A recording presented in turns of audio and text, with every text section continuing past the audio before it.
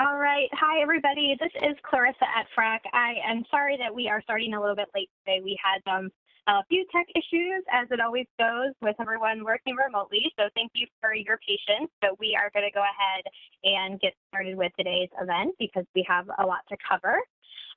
So if you're not familiar with me, my name is Clarissa Hayes, known as FRAC. So thank you for joining us today. Again, this is part of our COVID-19 webinar series, which we have been hosting weekly for the past couple of months now. And before I really dive in, I just wanted to thank everyone for everything that you've been doing in your community to address hunger and food insecurity. We know that it's a very crazy time for everybody, and we really appreciate you taking time out of your schedule to join us today. So we will be keeping today's webinar to 30 minutes. We may go a little bit over, but we really want to be mindful of people's time and see this more of a snapshot or a starter discussion. So we will save some time at the end for questions. So feel free to use the Q&A function, which is either on the top of your screen or the bottom, and it has a little chat box. So if you don't get your question answered today, we will follow up on any that were unanswered and make sure that we get that to you. So this webinar is being recorded, and it will be shared in a follow-up email early next week. So if you would like to check out our earlier webinars that we have hosted, you can find those on our website, frac.org. All right. So today's webinar is on transitioning to summer meals during COVID-19. And we really wanted to dedicate some time to this because we know that this year is a total departure from many norms, and the transition to summer meals is just going to look very different than it usually does. Usually at this time, summer sponsors and sites are gearing up to provide meals alongside activities in a congregate setting, and we know that for many communities, that just isn't going to be the reality this year. We know that for several states, social distancing and similar policies will continue throughout the summer, and a traditional summer meals model maybe isn't possible in your area.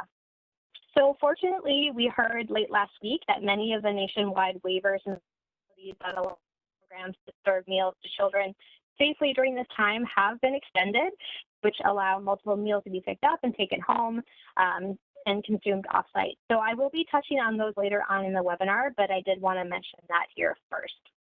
And we're really excited about that because we know that ensures that programs will that have been operating already will be able to continue as they have been doing so.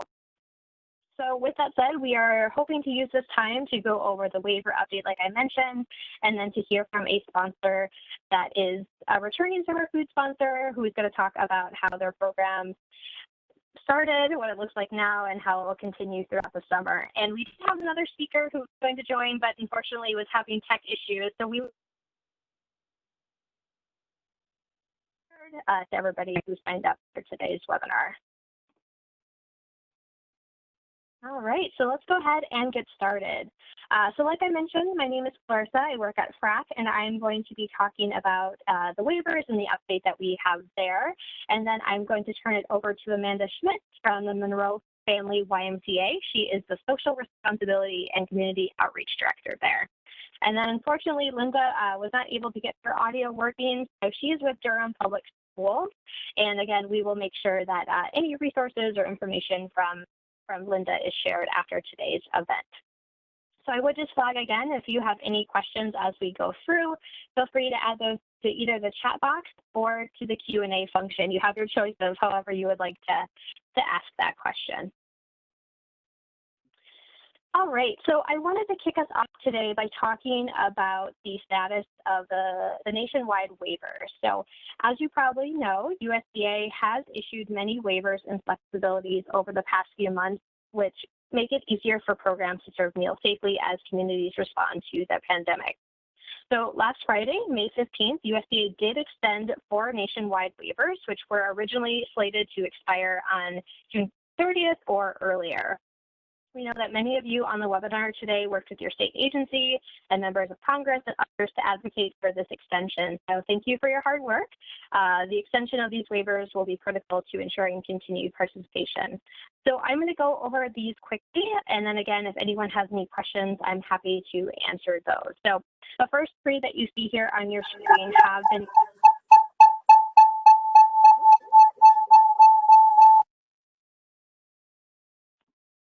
have been extended until August 31st.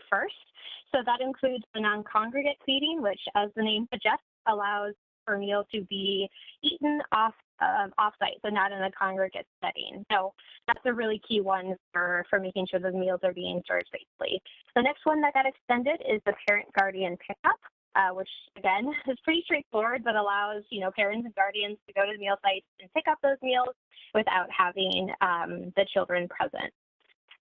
The next one that got extended to August 31st is the meal service time, but I did want to add a note here that this one actually doesn't include summer food or seamless summer. That has been wrapped into another waiver, which I will mention on the next slide. And then the fourth one, which doesn't have the same timeline as the others, is the meal pattern flexibility, which allows programs, if there is a disruption in procurement or some reason that they aren't able to meet the meal pattern, they still are able to serve meals with approval. So that one was set to expire on May 31st, and it's now going to expire on June 30th. This one is on a different time frame than the others, just because they're extending it mostly by a month and then reevaluating it as it continues. So I did want to flag those. Again, it's a huge win for programs that are operating right now, because we know that a lot of these policies are still necessary for making sure meals can be served.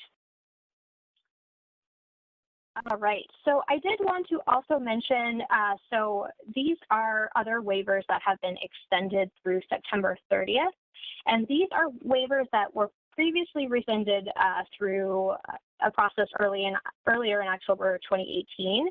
So states had to actually reapply to get them reinstated, and USDA just closed a comment period on a new proposed rule that addresses these four things. But in the meantime, they did go ahead and just extend these through September 30th.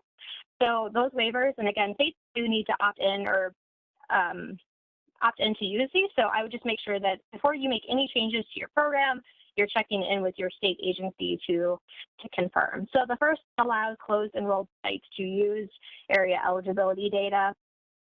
The next one is first week site visit. So as you probably know, years ago, returning summer food sponsors didn't have to do a first week site visit. That got reinstated with the waiver rescission, but now it's back in place. So that's the second one. Offer versus serve, just expanding that to more sponsors, and then the meal service time, which allows meals to be served outside of the normal meal service requirement. So summer food was originally in that nationwide waiver that I mentioned earlier, but now it has actually been incorporated into this one. So these are, again, previously rescinded waivers that during this time, USDA just went ahead and extended them through September 30th. So I know there's a lot of waivers to keep track of. All right, so with that, I wanted to just mention two other things for sponsors and school districts as you're thinking about transitioning to separate meals and what your program will look like moving forward. So the first is the unexpected school closure waiver. So this is a flexibility which made it possible for summer food and SSO sponsors to operate emergency feeding programs during the school year. And what this did is that it really allowed experienced or returning sponsors to quickly opt in and serve meals when school started to shut down. So this waiver is set for to expire on June 30th, which means that those programs that were serving NSLP, SSO, SFSP under the unanticipated school closure requirements would actually have to transition to the more traditional summer food operations if they haven't already done so.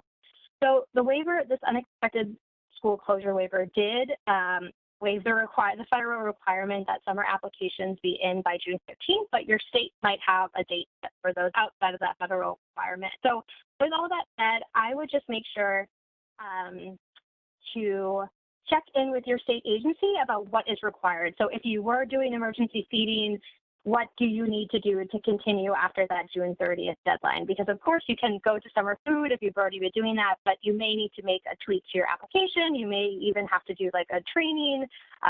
There just may be a transition from the emergency feeding to more formal summer food or seamless summer. So I wanted to flag that. Some state agencies I know are applying for an extension of this, so it would run through the whole summer, which we know would make it easier for programs to continue operation, but there isn't an update on that yet. And then the next thing that I wanted to mention is the area eligibility threshold. So during this time, many states were approved on a state-by-state basis to allow programs to serve meals in areas that weren't at that 50% requirement. And USDA approved those waivers, but they set all of them to expire on June 30th. So you're hearing June 30th a lot. So what this means that if you are a sponsor that maybe was serving in areas that were under that 50%, that ability would go away on July 1st, which would mean you'd have to phase out those sites.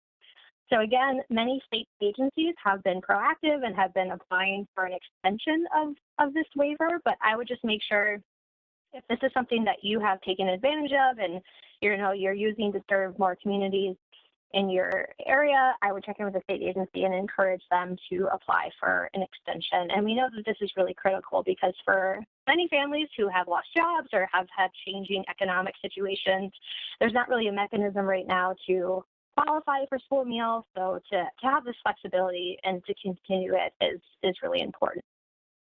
So I know that was quite a bit. If you have any questions about the waivers, how they overlap, what they mean, feel free to add those to the chat box and to the Q&A.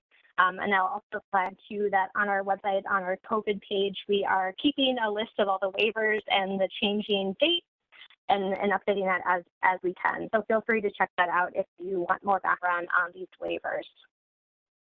But with all that, I am going to go ahead and stop talking and turn it over to Amanda from the Monroe Family YMCA in Michigan to talk about her program and how they are hoping to continue it into the summer. So Amanda, I'm going to go ahead and turn it over to you. Thank you so much, Clarissa. I'm happy to be here today. First of all, I just want to preface my presentation by telling everyone on the call, thank you. Anti-hunger efforts are a passion of mine, and I just recognize all of the hard work that's being done across the country, and it's just phenomenal, and I just thank you all for your efforts. That said, I would like to talk about the Monroe Family YMCA, which is located in Monroe, Michigan. We're about 50 miles or less south of Detroit, and we have a relatively successful program. We're sponsor of CACFP and SFSP, and so we have been utilizing best practices for quite some years. And when we had learned that the executive order was coming, we quickly mobilized. In the state of Michigan, the executive order, the stay-at-home order went into effect, I believe, on March 18th, and on March 16th, we had already mobilized our program to be able to continue to serve throughout the county. And so those plans included, we reached out to potential partners and quickly got responses of, yes, we'll be a site. The area eligibility waiver was certainly a help in this so that we didn't have to overcome that hurdle. And we implemented, on March 16th, we implemented 15 feeding sites, grab-and-go sites where parents could pick up for their children. Children didn't need to be present. Since then, we've had to scale back a little bit just to make best use of our resources and really hone in on those areas of greatest need, and to make sure, again, that we're just utilizing our resources to the best of our ability. And so we're currently serving grab-and-go suppers at 9 sites, but we also, because we're a CACFP sponsor, the state has just responded beautifully, and we're able to utilize at our approved CACFP sites, we're able to utilize those efforts as well to be serving breakfast, lunch, and supper, 3 meals at 1 pickup at 3 of our sites throughout the county. That said, we are obviously strategizing to figure out what summer looks like, and as Clarissa mentioned, we have the understanding that the unanticipated school closure will discontinue after June 30th. And so at that point on July 1st, our plan is to move into the traditional SFSP program. Now, that said, we are hoping to continue to serve at the majority of the sites where we are at, because one of the things that's really important is ensuring that our community understands the why and the how all of this is being implemented. So we are fortunate enough I guess fortunate is the right word to use, I don't know, but that the majority of our current sites will qualify under area eligibility under the traditional program. And that said, we're also in conversation right now with our school districts to create some partnerships so that we can continue sponsorship over their programs as well, so that the gap is just being filled throughout the county. This differs obviously a little bit from our traditional program from years past. We traditionally host open sites at about 10 sites throughout Monroe County. This year we'll have 15 to 20. We are a small community, and so our average summer service numbers in the past have been about 10,000 meals for the entire summer. And right now we're actually pushing out more than 1,000 meals a day. So we're forecasting to serve over 60,000 meals this summer. Certainly not what we anticipated, but that's just, we just are really passionate about ensuring that we're filling that need. This changes our operations a little bit because we've had to strategize and logistically figure out, we're a self-prep sponsor, so figure out what does that look like with our kitchen staff, with other staff. So it's been, there's a lot of moving parts. There's still a lot of moving parts, but getting hearing the great news about those waiver extensions has certainly helped us to solidify our summer plans moving forward. And with that, Clarissa, I will turn it back over to you. Great. Thank you so much, Amanda. Really appreciate your insight and how you're able to adapt and continue service. So thank you for sharing that. That was wonderful. So we have Linda Sky Harris from Durham, and I think she may have joined us. We're going to try this, but if there's background, we'll have to mute her and continue on. But I want to make sure to give her a chance to share if we can. So, all right, Linda, can you hear us? I can hear you. Oh, yay, and we can hear you. Okay, awesome. Okay, well, I'm very excited. I'm going to go ahead and turn it over to Linda from Durham Public Schools to talk about their model and how they have adapted it to fill the need at this time. So, Linda, I'll go ahead and turn it over to you. Thank you so much. And I was glad to be able to get on to share what's happening here in our county. First of all, we had the opportunity as we've transitioned from our regular summer food program to try to meet the needs of our community. With that being said, what we came up with the very last day that Durham Public School was being a part of this program was making sure that we supplied our community not only with one meal, but 4 meals. And then making sure that the second day that they come on, we do 2 meals. So what we're doing is we're serving a total of 6 meals for that week, and also breakfast with those meals. I'm having a huge echo. I'm sorry.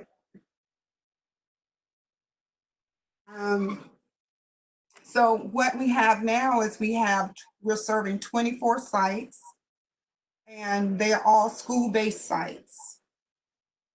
We came up with that idea as our community joined in to help us as Durham Public School transitioned away from serving, that our community was able to join in and take up the mantle, so to speak, and continue to feed the children, and not only the children, the adults in our community. We had so many volunteers, not only from the community, but from Durham Public Schools. So even though our school nutrition department in Durham Public Schools wasn't taking like the lead on it, but we were the sponsors of it, we also gave us an opportunity to participate. With that being said, we were able, doing this particular program, that we fed over 550,000 meals from the time we started to until last week. Our last week for this program will be the 1st of June. After that, then we will transition for our summer meal program. And our summer meal program is going to look a lot like the last day that Durham Public School did serve, which will be serving not only sharing just one meal, but as the parents and children come up to pick up their meals from the 24 school sites, we'll be serving 4 meals like on Monday, and then on Thursday, we'll serve 2 meals. This is to cut down the traffic and, of course, try to keep our community safe. We were blessed to have so many of the restaurants here in this area to assist us and volunteers. We do want you to know that we also did not just keep it in the Durham community. Sometimes we're so isolated, but we reached out to other counties, Wake County and Chatham County, to see what they were doing and how they were working through the programs and trying to meet the needs of our community in a safe and healthy way. And we got so much feedback, and we're working together, not just as a county, sort of county to county, but as an entire community becoming one. And we've had such positive results from that. We're looking forward, moving forward. We're looking forward to feeding, continue to feed the community, which they already know where these sites were. It's not like we're not creating the wheel. These were sites that were already established from the time that Durham Public Schools sort of stepped away a little bit. So we're using the same sites. We're using the same days of pickup because the community has become used to the days of operation and the time. So we're keeping all those things in place. We're just changing the players from the volunteers now to school nutrition staff as we come back aboard and sort of take over the reins that we were so grateful to have passed on to us from the community. So it's, I think it's going to be a positive result. We look forward to using the model that's been created through the situation and moving forward with our summer meal program. Great. Thank you, Linda. And we're so glad you were able to join us. So I think the really cool thing about this model is that, you know, the school district adapted. They had to pause their program, but as a sponsor, they were able to contract with these local restaurants to provide the meal. So there wasn't a gap in service like Linda mentioned. They were able to continue. I think that's really important to making sure that families know where to come to sites now and then also during the summer. So that's so great. Thank you. And I took a quick screenshot of their website and put it here, but definitely check out Durham Public Schools website for more information about their model. It's really interesting to see that just the relationship between the school district and then the local restaurants and other partners. All right. Well, I won't spend too much time on this because I definitely see a lot of questions coming in and want to make sure that I'm able to get to those. But I would just echo a few things that our speaker said today is that outreach, you know, like any normal summer, outreach is so important. So keeping families informed about site changes. If you do have to scale back sites or change sites so they know where they can continue to go.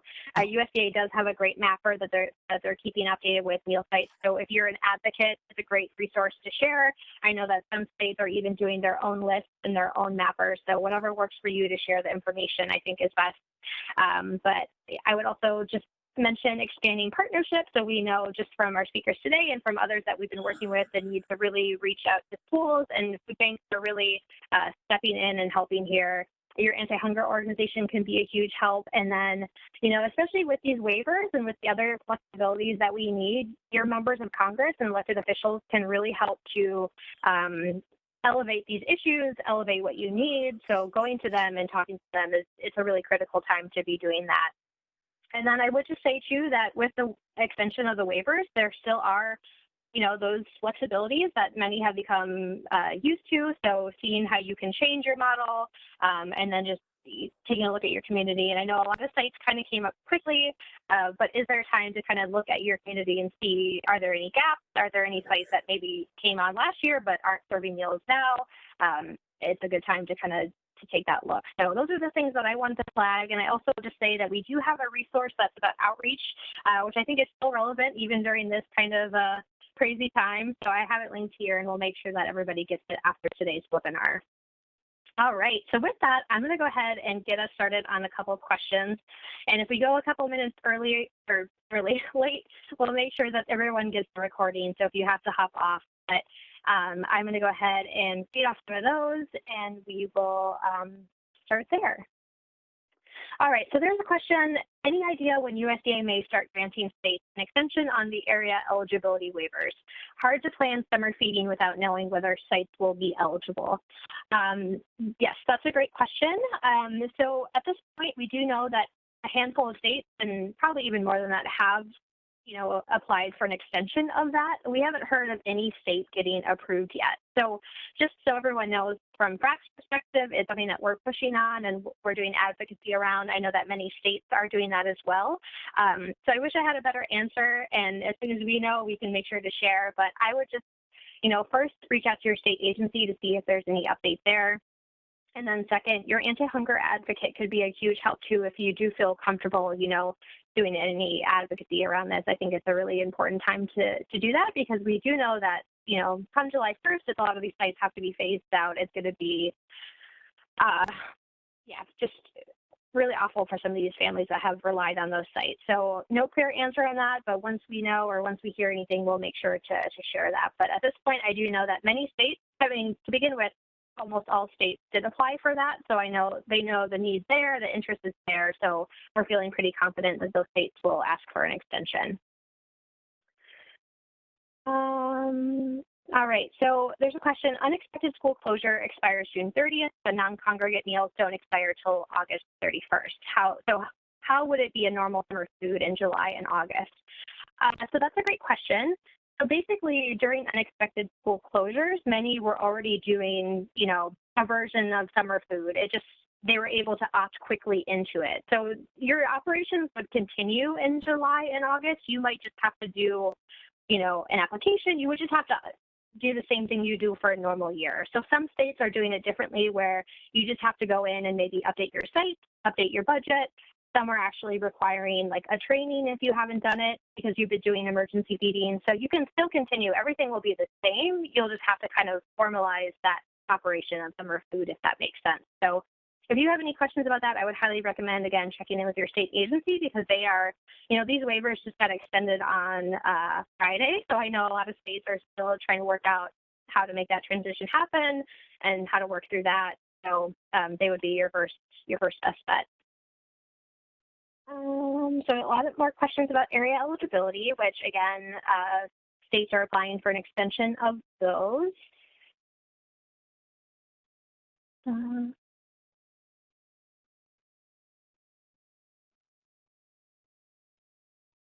So I think that those questions are pretty similar, and I'm trying to go through the chat box now.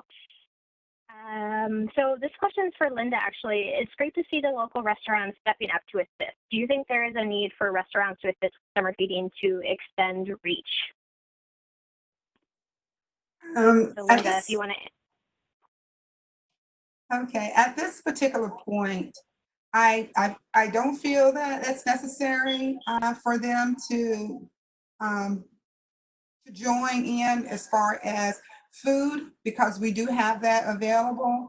We do have some restaurants, though, that do want to participate in helping us serve and to make sure that the meals are being served, and not necessarily prep, because absolutely there is no prep because the way we are serving our meals.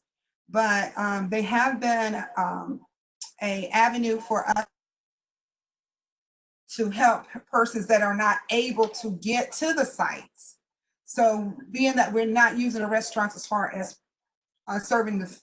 preparing meals, but to help us get the food to areas of persons that can't get there, volunteering their services to deliver meals.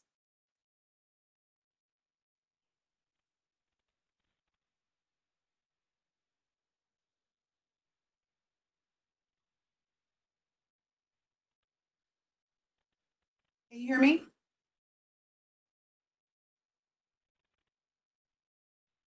Something happened. Yes, Linda, we heard that. Thank you. Okay. We can hear you. Sorry, I had myself on mute.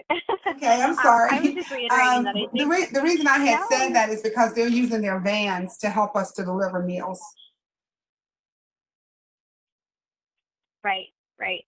And I would just say too that, you know, Durham, the situation was a little unique where they had to take a pause from, you know, providing and making the meals, and that's where the restaurants really stepped in. And, you know, for some communities, maybe schools do have to take a step back, or another sponsor does have to take a step back for whatever reason. So it could be that restaurants would be a good option to connect with, and I think keeping that option open is definitely something that other communities could consider. So thank you for that question. We did have a question about mappers, and if there is a way to, if a state isn't doing a mapper and they're not really sharing with data with USDA, can we make our own map? That's a great question. I think you could probably make a request to your state to share that data, and you could maybe work with them to create your own map if they're not really sharing information. But I can follow up with you after this webinar. And then there's a question: if school start dates change, will we continue with summer feeding school closure program? That is a great question. You know, everything is kind of up in the air, and, you know, with these waivers, I think USDA is definitely taking a look at them and making changes and evaluating as things continue to change. So I would say at this point, you know, things would go through to your normal start date of school. And if the school date is delayed, I'm not really quite sure what that would mean for the continuation of summer food, but that's a great question and something that I would be happy to follow up on and share information once we learn more. We know that everyone's kind of making changes as daily and hourly, it seems like. All right. We got some shout outs to Nebraska Department of Ed for sharing data. That's great. All right, so the question is, do we know at this time if a sponsor will be able to run COVID, SFST, and traditional summer food together?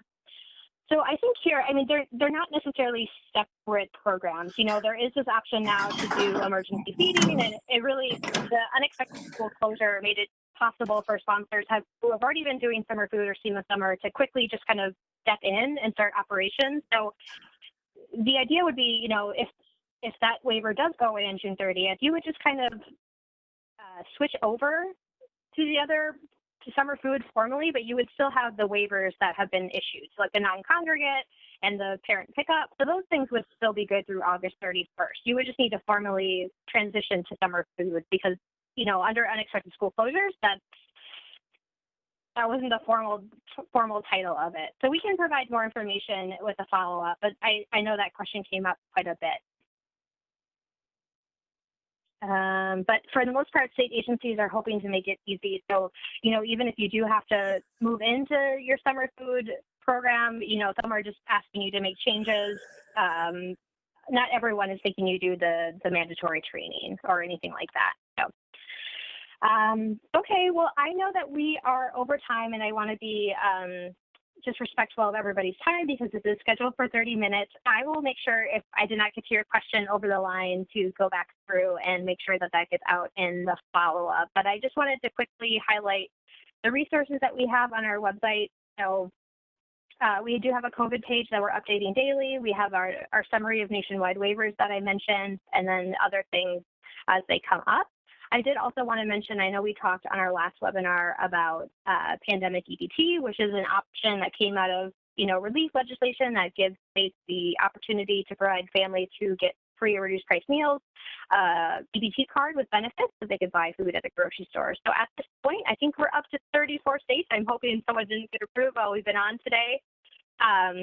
So it's really great to see this map. You know, we're almost to the point where we can just name the few states that haven't gotten it instead of those that have, but this is really exciting, and we think it's a really great opportunity for those families as an additional resource. So we are working very closely on this. If you have any questions about PEBT, feel free to get in touch, and we would love to chat. We also have a website dedicated to this at FRAC.org, PEBT.